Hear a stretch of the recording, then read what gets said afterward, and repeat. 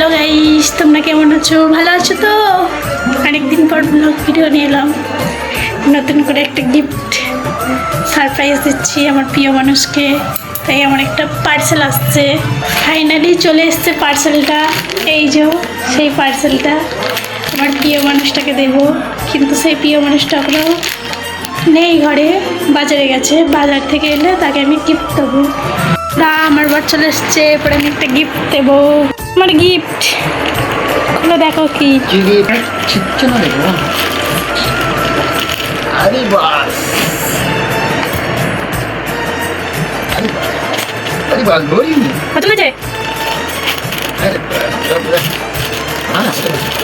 সত্যি কথা কত হয়েছে?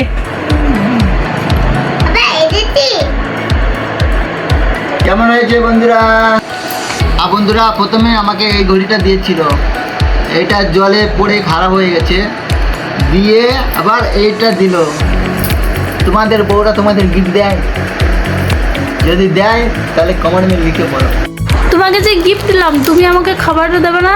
বাজার থেকে আমার জন্য খাবার নিয়ে আসোনি? হ্যাঁ, এনেছি তো খাবার।